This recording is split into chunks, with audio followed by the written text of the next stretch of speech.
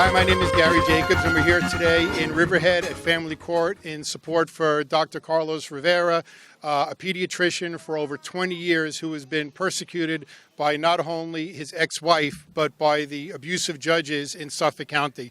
As you can see by the turnout behind, Dr. Rivera has a lot of supporters. What's unique about this case is they took a doctor who had been practicing as a pediatrician for over 20 years, caring for over 4,000 patients, was paying whatever he could, over $3,000 a month in child support.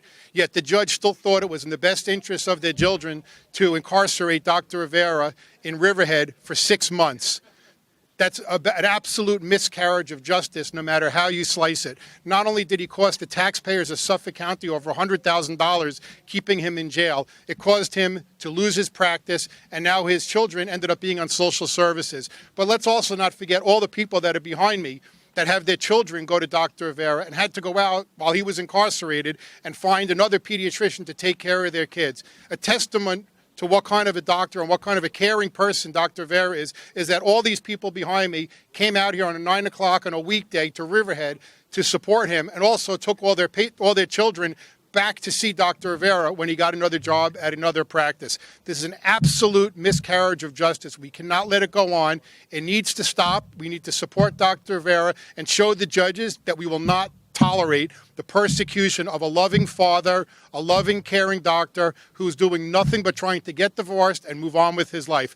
Thank you, everybody, for coming today, and I appreciate all the support for Dr. Rivera, as I know he appreciates it as well. My name is Sandy Natali. I'm here on behalf of my husband, John, my son, John Anthony, and my daughter, Francesca. We have been with Carlos Rivera since my son, John Anthony, was born in 2003. Loving, caring, attentive, amazing, fits the needs of our children, came to our home when my son ran a 103.5 fever with his family in the car. That's the kind of person that should be in jail? That's the kind of person that you want the world to be deprived of? I'm going to tell you, any other doctor would have told me to take my kid who was sick to an emergency room and have them exposed to further germs. That was out of the question. That's the person you want taking care of your family. That's the kind of loving father he was to his children. To be dragged through these courts to waste public service time is an atrocity. This has to stop. It's only right. Carlos Rivera is a good man. The community needs him. Our families need him. And I certainly know that the Natali family needs him. Please stop this injustice.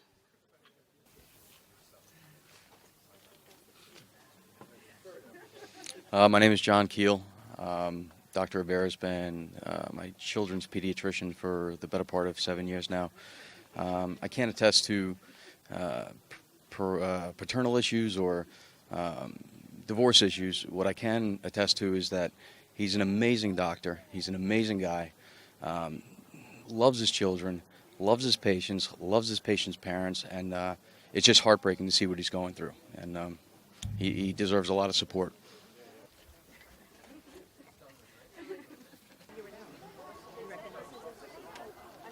Hi, I'm Don DeRoche from FAIR New York.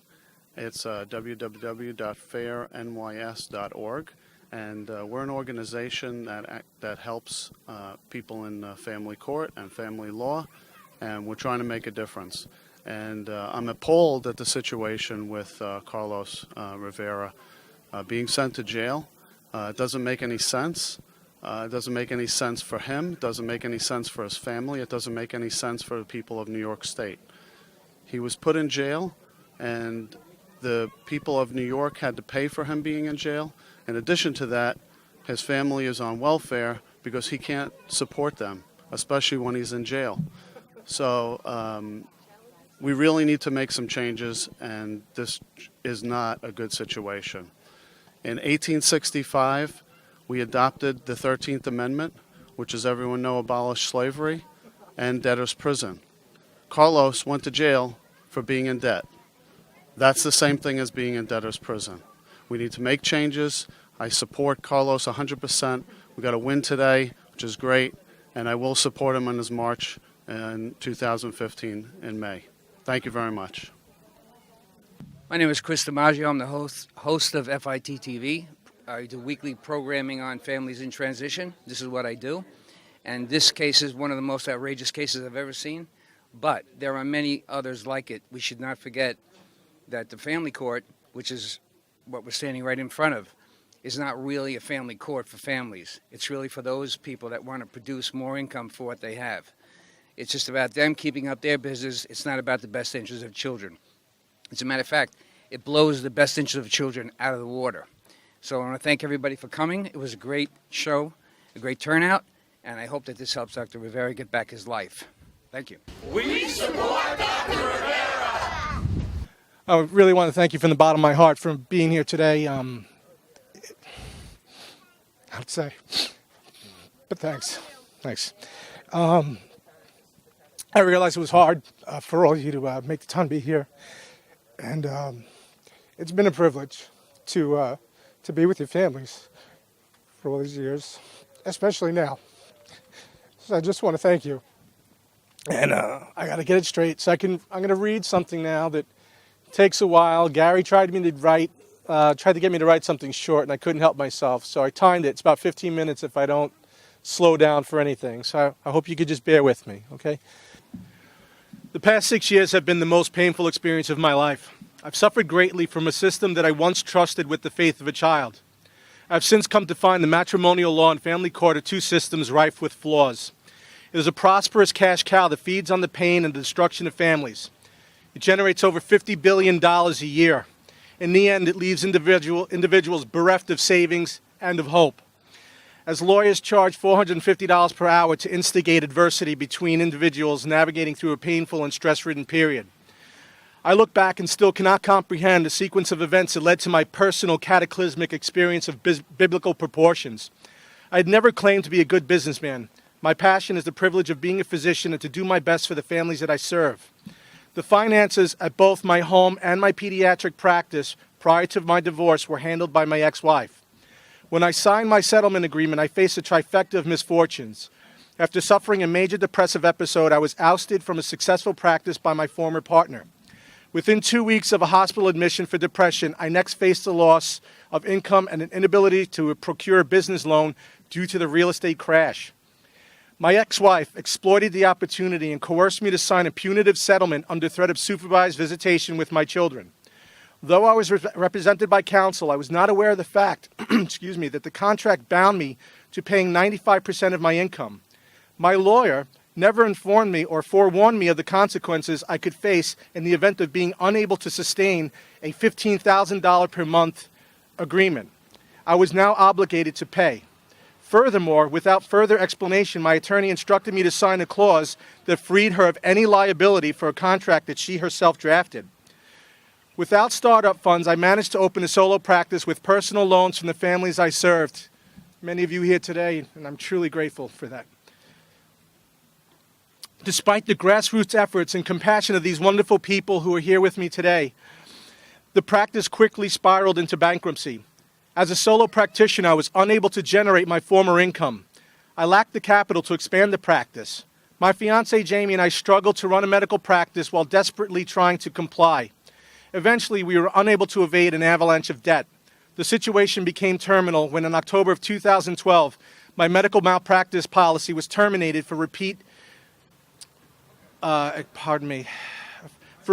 late payments.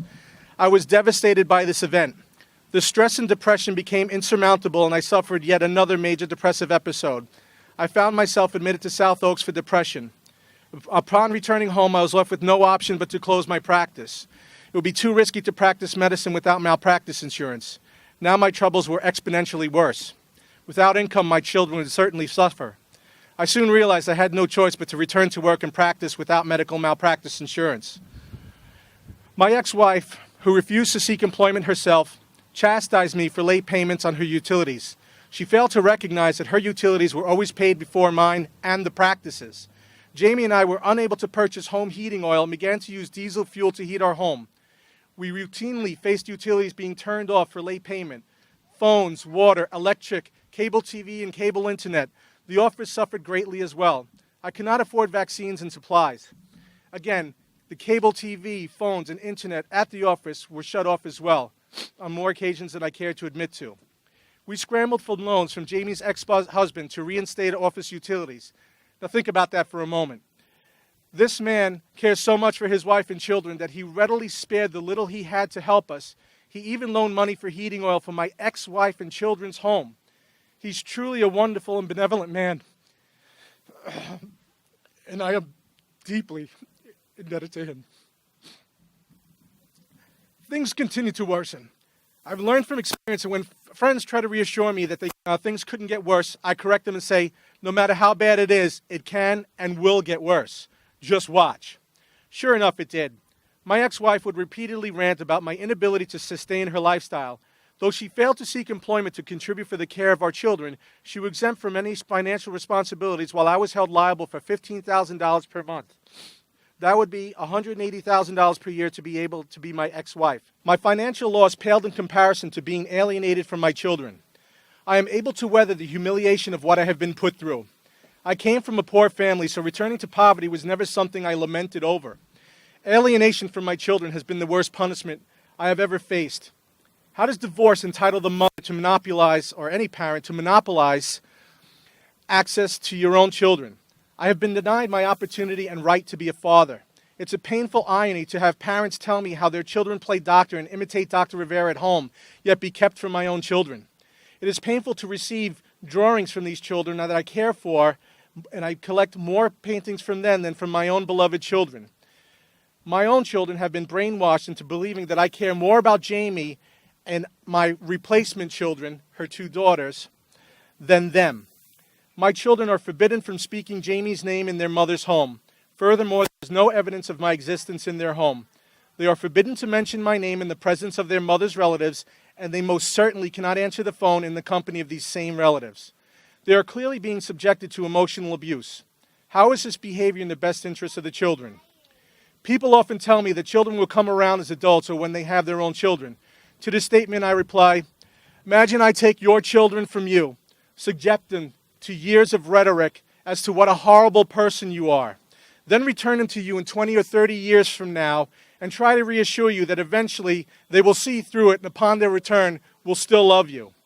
What could ever assuage the bereavement of a parent whose child has been cruelly kept from them? I try so very hard to enjoy the precious time I have with them, but 6 years later I still cry when my time with them flashes by and I drive home from returning them from their mother. The challenges continued to worsen in 2013. My ex-wife would take me to family court for my inability to sustain an astronomical child support and maintenance payments dictated by my divorce.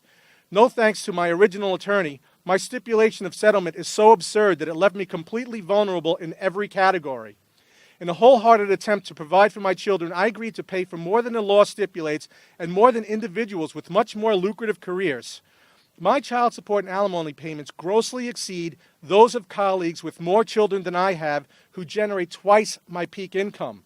I'm obligated to pay more child support and alimony than Halle Berry, the Hollywood superstar. And last I checked, I made a hell of a lot less money than she does at the peak of my career.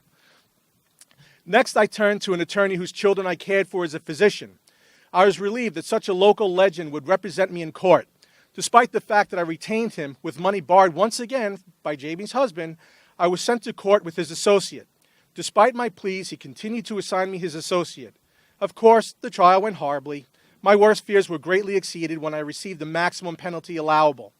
After sentencing, I would later find out that the aforementioned attorney submitted my financial paperwork to my ex-wife's attorney for discovery, but did not submit the same information to the court as evidence.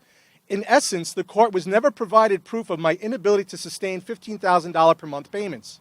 People often ask me for my ex-wife's attorney's name. I quickly quipped to these requests, her attorney wasn't that good, it's just that mine was that bad. Though I've been told by numerous lawyers that my representation was clearly negligent and undisputed legal malpractice, I cannot find an attorney to represent me in a legal malpractice case. His negligence resulted in the loss of my practice and 6 months incarceration in Riverhead jail. For the following 6 months, I was kept from my children and allowed phone calls on the schedule that my ex-wife dictated, and further decreed that she would monitor the phone calls and hang up if she determined that the conversation was upsetting to our children. It was a horrible experience. It will remain a gruesome and painful scar for the remainder of my life. However, sunlight occasionally returns. During my incarceration, some of my wonderful friends that are here today informed my fiance of Jamie's informed my fiance Jamie of a legal reform advocate, Gary Jacobs, a wonderful and kind man who is the single most selfless man I've ever met. Gary Jacobs, with the additional help of the Americans for Legal Reform, began to advocate on my behalf and pave a way for representation and justice. Gary Jacobs, along with the invaluable help of Don, Carl Lanzazera, Carl Ross from Americans for Legal Reform, and Chris DiMaggio of Fit TV, have pulled me from the depths of despair and have given me the strength and resources to continue a fight which I considered lost. Their help, along with letters of support from my family and my friends here today, helped me to endure the emotionally painful months in jail. Above all, my fiance and best friend Jamie never faltered. She has always been my greatest support and most tenacious ally. She somehow miraculously found two individuals who would provide me with the opportunity to return to the community that I love and serve. Dr. Audrey Chong Gale and her husband Humphrey Gale, upon hearing of my plight, offered me the opportunity to work for them. I had lost all hope of returning to medicine in the tri-state area and once again had been granted a miracle. Despite the fact that my incarceration resulted in what I call professional leprosy, people sympathize with me, however, don't want to come near me with a 10-foot pole, Dr. Chong Gale and her husband Humphrey ignored the advice of numerous other physicians to hire me. They've been told he's a wonderful doctor, but the situation is toxic, and I wouldn't hire him in my practice. In fact, the very first time I met them was as an inmate in the Riverhead Correctional Facility. Now imagine this. Their first impression of me is in a crowded and loud jail visitation center while I'm wearing a bright orange oversized jumpsuit that says inmate boldly across my chest. I thought even for me that this was a surreal event, and I just couldn't believe it, that this is my first impression and probably the most interesting job interview I'll ever have in my life. After 6 long months, it took another 6 weeks before my ex-wife would allow me to see my children. That is, after I was released from prison, it took another 6 weeks for me to see my children. It took another 4 months to procure a malpractice insurance policy. Thanks to the 6-month addition to my insurance gap policy that once cost $15,000 per year, that same pediatric malpractice policy now costs $38,000 per year due to the insurance lapse because I was unable to afford my insurance premiums while trying to sustain an agreement that was financially unreachable. My policy now costs more than board-certified ER physicians and almost as much as board-certified adult cardiologists practicing in Manhattan. This situation has crippled any attempts to procure a moonlighting job. My astronomical malpractice insurance costs has made my candidacy for additional employment impossible. And truth be told, as my luck would have it, I was sued for the first time in my entire career during this lapse in malpractice insurance, and now I am forced to face a malpractice suit without legal representation and without funds if and when they are awarded. The fun continues. My $6,000 per month child support obligation was increased to $9,000 per month at 9% interest while I was incarcerated. Contrary to popular opinion, my incarceration did not vacate the arrears of the judgment that was assigned. It continues to accrue at 9% interest to this day. After 6 months, my arrears totaled $250,000. But wait, it gets better. Upon completion of 6 months in jail, child support enforcement increased my child support obligation to $13,500 a month for my failure to pull $250,000 out of thin air. Of course, my ex-wife enjoys pouring salt on wounds and requested that child support enforcement revoke my driver's license. It wasn't enough torture and humiliation to borrow cars from patients' families. Now I had to get a restricted driver's license to travel to and from work. Initially, my ex-wife refused to release my children for visitation unless I was chauffeured by a licensed driver. She eventually eased off this punitive restriction when my daughter expressed that she wished to move in with me and Jamie. Naturally, my ex forbids it, but she did lift the chauffeur requirement for the time being. However, she did pursue a new punishment which brought us here today. Despite 12 years of education and 13 years experience in private pediatric practice, I now make $66,000 per year. Remember that my employer has to pay an astronomical malpractice insurance fee in order to have me work for her. Furthermore, my employer operates at a loss every day thus far because the practice has been slow to rebuild. I once saw 45 to 50 patients per day. Now I see 15 to 20 patients on a good day. Not enough to cover the cost of having me work for them or to cover office overhead. Of my $66,000 salary, child support enforcement garnishes 65% of each check, leaving me with $348 per week for housing, food, gas, and visitation with my children. This is equivalent to $69.60 per day, or $8.70 per hour, which is 70 cents above the current minimum wage in New York State. So despite 12 years of education, for which I still owe over $130,000 in medical school loans, and I can't currently pay them, 13 years of private practice, I now make more than half of what a day laborer earns in a day. Actually less, because the current day laborer rate is $125 a day as opposed to my $69.60, and they get lunch, which can't be pizza. So even though my ex gets 65% of my salary, I find myself in court today because she alleges that I willfully failed to pay child support. In her mind, I should be able to pay her what I owe her and then some. So I get to live below poverty level and ride my 10-year-old motorcycle to and from work, irregardless of weather, as she gets 2/3 of my salary to supplement the part-time job she was forced to get from social services after she had me incarcerated. Yes, you heard me correctly. Having never in her life driven a used car or any vehicle more than 4 years old, she drives a truck worth greater than $36,000 a year now, as I borrow cars from patients so I can have visitation with my children. Despite the absurdity of my predicament, I now face the possibility of another 6 months incarceration for the same mounting arrears I already served time for. At my current salary, it will take over 22 years to satisfy the child support enforcement debt if every penny of my net pay goes to child support enforcement. Excuse me. I have no doubt whatsoever that this is the path my ex-wife will pursue, and what amazes me just as much is how no one in her family points out the destructive consequences of her actions. They are more resolved to pursue collectively malicious prosecution against me than the welfare of the children involved, let alone the astronomical costs the taxpayers must burden to incarcerate an individual that prevented a burden on the system. I would like to point out at this time now that in order for child support enforcement to collect 9% interest on a $250,000 judgment that I would have been given, it cost the taxpayers $160,000 in collateral damage between my children now requiring Child Health Plus state insurance, my ex-wife being on social services, 9 employees being unemployed and on unemployment. Some of them also required services through public assistance. And my incarceration was $225 per day just to have me jailed with bank robbers, gang members, and felons. The only person who has the power to stop this madness is my ex-wife. She had the power to have me incarcerated in the first place, and she also has the power to have me released at any point.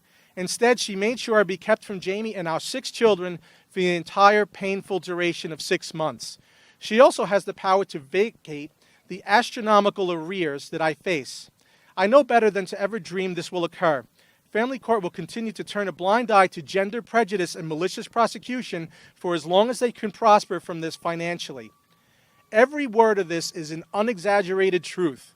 Many of you standing with me now are part of this elite mass of individuals destroyed by divorce lawyers and family court. For me, the damage is done. I've been alienated from my children, I've suffered indescribable humiliation, and now I'm forced to live below the poverty level on Long Island. I now live with the threat of alternating half the year as a free man and the other half as an inmate, all because I got divorced. I beg of you and anyone who views this post to request that the system, to question the system and demand a change. I pray that one day matrimonial law and family court become regulated and falls under the jurisdiction of a governing body that is not exclusively comprised of lawyers. I fear any institution that governs itself because historically such institutions fail miserably at this task. The victims need to unite if we truly want change. Family court is governed by officials that we, the peasants, vote for and elect. It is easy to silence and ignore us individually, but if greater than 1 million people get divorced each year, the numbers become harder to silence and impossible to ignore. I implore you to educate yourself. Research the information posted by Americans for Legal Reform. View Fit TV. Watch documentaries such as Divorce Corp or Romeo Misses a Payment. As for me, with Jamie at my side, I will continue to fight with Gary Jacobs and the Americans for Legal Reform. If I'm a free man on May 21st, 2015, the anniversary of my incarceration, I plan a march from Montauk to Manhattan to raise awareness for parental alienation and the atrocities occurring nationwide in family court. I plan to walk 20 miles per day, then spend each night on the way with a victim of parental alienation or family court abuse and video document their story. I hope to be joined along the way by others affected and post a video journal. Hopefully one day, I will be a stone in the path to justice. Thank you. Marriage is an institution that needs protection. Our divorce system is a business that makes the end of marriage devastating. Just like there are many laws on the books to prevent funeral homes from taking advantage of people who are grieving the loss of a loved one, there should be laws on the books to protect people going through a divorce. A doctor in good standing in his community has a divorce. The system puts him in jail for not keeping up with child support payments that are almost more than his entire gross income. The attorneys receive their payment and the judge followed the law, although we at Americans for Legal Reform feel that the judge should have used judicial discretion and not jailed him. Why did this doctor lose his practice and the children lose their support? Everyone lost because of antiquated procedures and a myopic system that does not see or does not care about the damage that is being done. We here at Americans for Legal Reform have spent over 20 years watching, learning, and trying to help. We do have some answers that we have met with approval from the Chief Justices, accountants, and attorneys alike. We and the divorce world need your help to implement change and bring the system into the 21st century, as they have done in many other countries. Please call me, Gary Jacobs, or Carl Lancezera, founder of Americans for Legal Reform, at the numbers shown on the bottom of your screen for more information or to see how you can help. Thank you.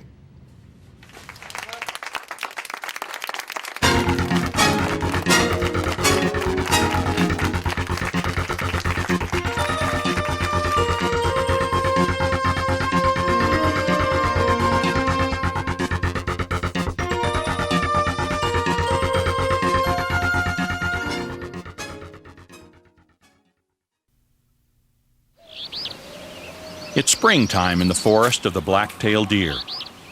The young male is feeling playful. It's time for tag. The female flicks her ears. Her way of saying, "Catch me if you can."